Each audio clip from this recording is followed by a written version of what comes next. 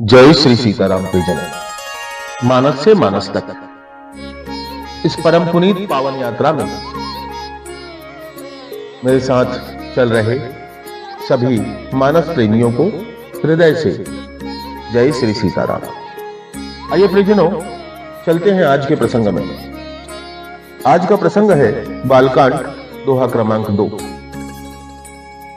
यहां तुलसीदास जी कहते हैं कि सुनी समुझहि जन मुदित मन, मज्जहि अति अनुराग, लयहि चारि फल अछत तनु, साधु समाज प्रयाग। बड़ा सुंदर दोहा कह दिया कि सुनी समुझहि जन मुदित मन, मज्जहि अति अनुराग, लयहि चारु फल अछत तनु, साधु समाज प्रयाग।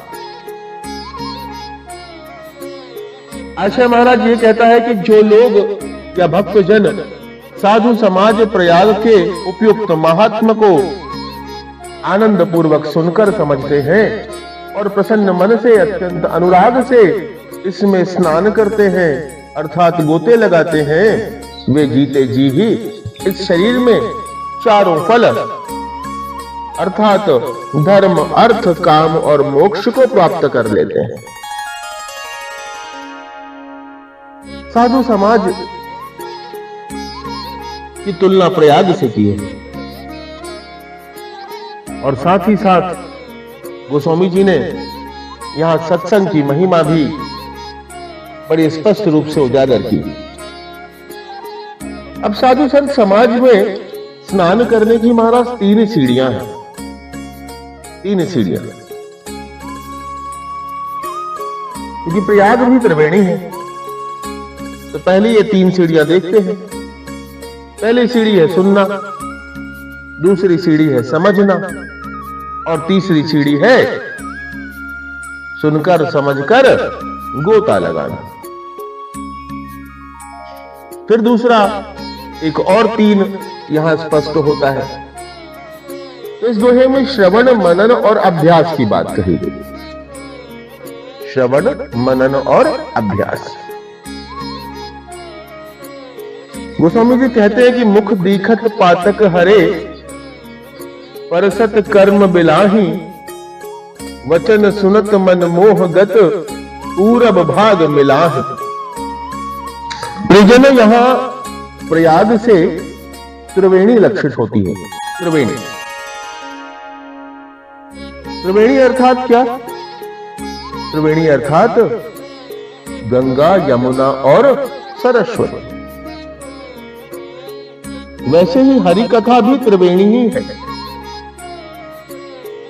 ये भक्ति, कर्म और ज्ञान की त्रिवेणी है।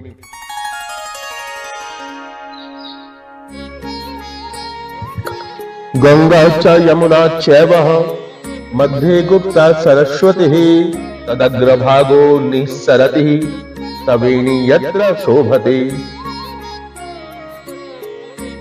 ये त्रिवेणी ही तो है, भक्ति, ज्ञान और कर्म की त्रिवेणी।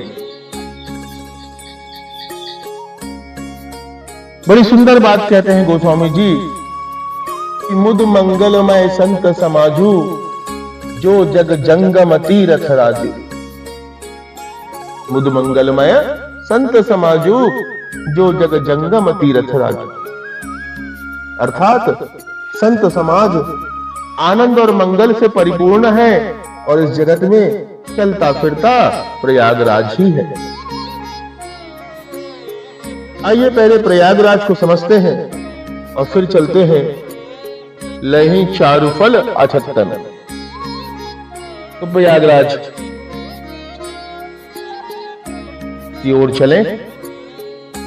यत्र श्री राम भक्तिर लसति, सुर सरिद भारती ब्रह्म ज्ञानम, कालिंदिम कर्म गाथा, हरिहर चरितम राजते यत्र वेणी। विश्वासः स्वी धर्माचलः, इव सुवटो यत्र शेते मुकुंदः, सेव्या सर्वे सदासो सपदी, सुफलदाः सत्य समाज प्रयागः। अर्थात जहां श्री राम भक्ति रूपी गंगा शोभित है, ब्रह्म ज्ञान रूपी सरस्वती और कर्म कथा रूपी यमुना स्थित है, जहां हरिहर चरित रूपी त्रिवेणी है, जिस पर मुकुंद भगवान शयन करते हैं।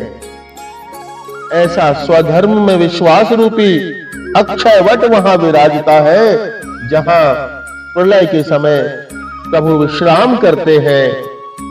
ऐसा तत्काल फलप्रद संत समाज रूपी प्रयाग सभी के लिए सेव्य है। ये है महाराज संत समाज और प्रयाग में संबंध। अब थोड़ा आगे चलते हैं और प्रयत्न करते हैं जानने का कि लय ही चारि फल अछत तनु। एक प्रसंग आता है, महाराज गोस्वामी जी लिखते हैं कि मज्जन फल पेखी तत्काला, काक हो ही पिक बकऊ मराला। मज्जन फल पेखी तत्काला, काक हो ही पिक बकऊ मराला। अर्थात सत्संग के प्रभाव से कौवा कोयल हो जाता है और बगुला हंस सदृश दिखने लगता है। काक और पिक को देखे महाराज, दोनों के व्यवहार और विचार में बहुत अंतर है। काक समान या कौवे के गुण के बारे में कहें तो हिंसक, कटुवादी, कुजाती, छली, मलिन इत्यादि नाना प्रकार के दुर्गुणों से युक्त काक। वहीं दूसरी ओर कोयल अर्थात पिक सुजाति, उत्तम वस्तुओं तथा भगवत प्रसाद आदि का सेवन करने वाले, स्वच्छ हृदय वाले विश्वासी एवं गुरु, संत और भगवान तथा उनके वाक्यों पर विश्वास करने वाले मधुरभाषी। यहां की उपमा ऐसे ही प्रियजनों को दी गई। अब बगुले को देखें तो बगुला हिंसक है, विषयी है। जलाशय के तट पर आंख मूंद कर बैठा हुआ मछली के आते ही तुरंत बिना किसी देरी लगाए हड़प लेता है। ऐसा बगुला जब सत्संग के संपर्क में आता है, संतों के संपर्क में आता है, तो हंस के सदृश विवेकी हो जाता है। हंस के सदृश विवेकी हो जाता है, अर्थात सार दूध को ग्रहण कर लेता है और असार जल को छोड़ देता है। बकऊ मराला।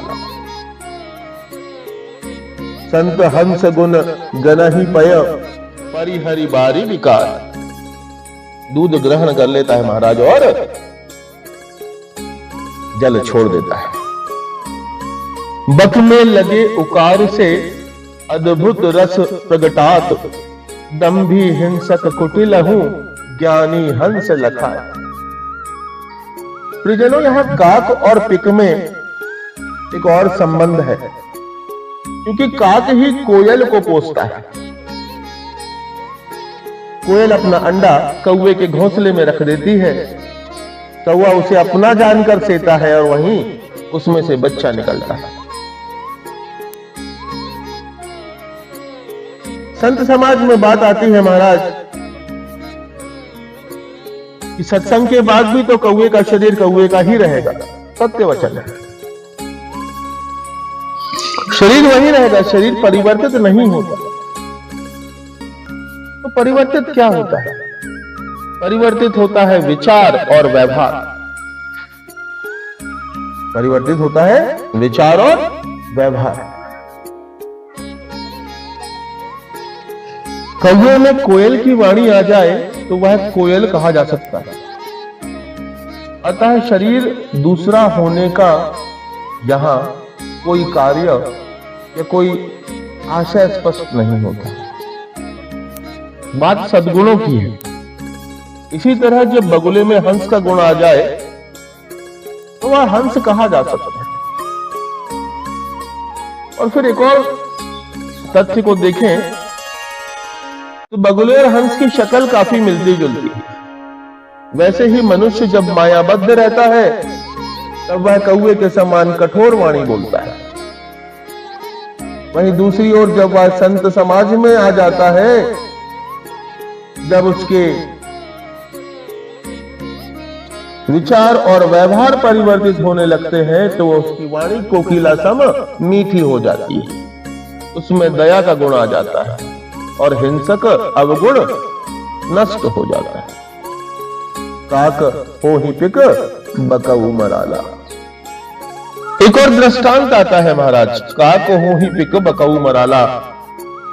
इसी क्रम में देखें तो श्री वाल्मीकि जी काक से पिक हुए।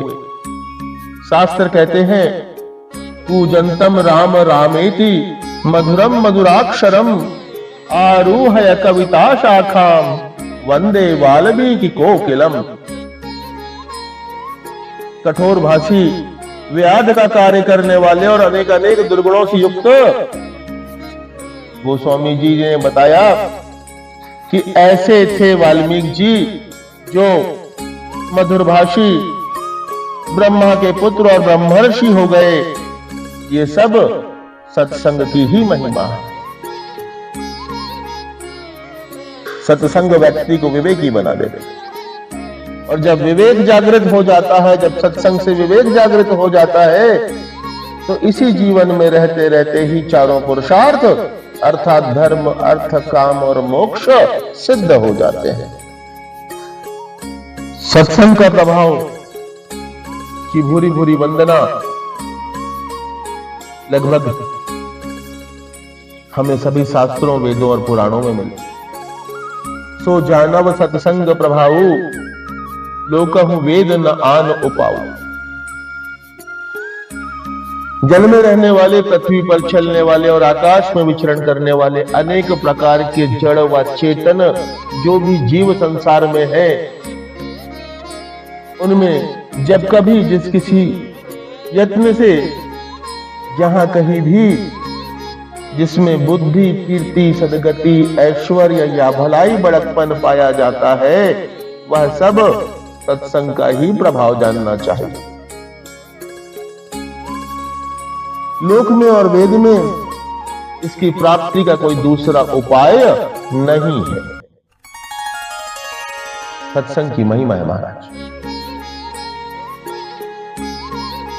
पुनः एक प्रश्न जागृत होता है बुद्धि, मानव बुद्धि में, कि जब सत्संग इतना शक्ति संपन्न है तो सारे प्राणी सत्संग का लाभ लेकर के क्यों नहीं सद्गति पा लेते?